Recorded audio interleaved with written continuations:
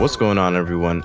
DarkScheme here, and the summer 2016 HCS Pro League season is right around the corner, starting this Thursday, June 2nd. So let's take a quick look at this first week in the competitive Pro League. For the European scene, the first match of the day will be taking place once again Thursday, June 2nd at 7 p.m. BST. For Pacific time, or for those in the US, this will be happening early afternoon. And for Friday, June 3rd, it'll be a little bit different. It's looking like they will not be streaming with commentators with casters on twitch.tv/halo, but there will be player streams only for this Friday.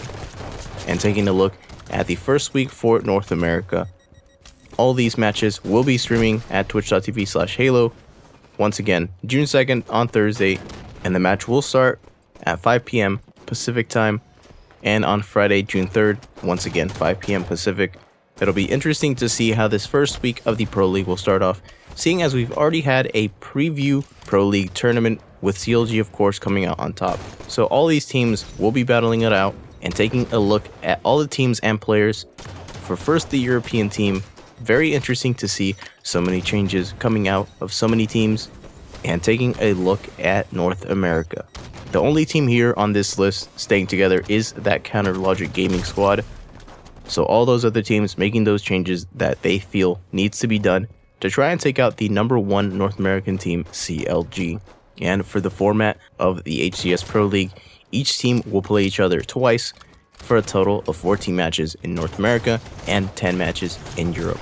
From this, the top 4 teams with the best records at the end of the season will head into the finals, while the bottom 2 teams will enter a relegation tournament where they must face the top open circuit teams to try and stay and compete in the fall 2016 season.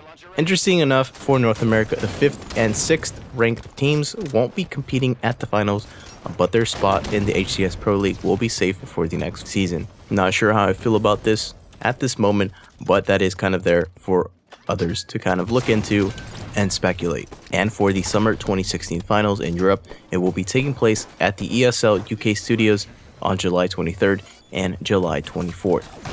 For North America, the finals will be taking place in Los Angeles on July 29th and July 30th. Venue details have yet to be released, and ticket information for both European and the North American scene will be coming shortly. And it's looking like the overall season prize pool for all players has been increased. So for North America, they will be competing for $225,000, while the European scene will be competing for $100,000. And for the finals prize pool, all players in both regions will receive a portion of the overall prize pool based on their standing at the end of the season.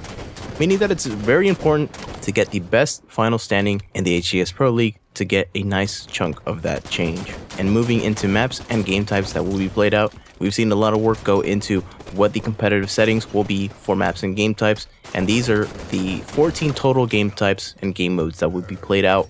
And interesting to these 14 game types, there will also be a veto system in which teams will go back and forth vetoing maps for each game type in a series until the final layout is determined. And I do believe that each series will be a best of 7. If I'm wrong on that, please let me know. And with this veto system being in place, it'll be nice to see which maps will be played the most and which maps will be vetoed, depending on what is your team's best map and what is the other team's best map as well. It'll be interesting to take a look and see how this veto system works in the HCS Pro League for this season. And that is pretty much all the information that you really need to know for the entire breakdown and the entire schedule for the HCS Summer Pro League. I will be linking you guys to that in the description below. And let me know, how do you feel about the North American Pro League?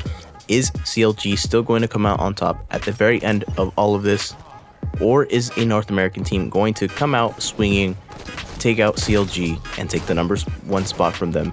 And for the European scene, there have been so many roster changes that it'll be interesting to see who can play their best and see which team will eventually come out on top. I'll leave you with that. And as always, I'd like to thank you so much for watching, and I will see you next time.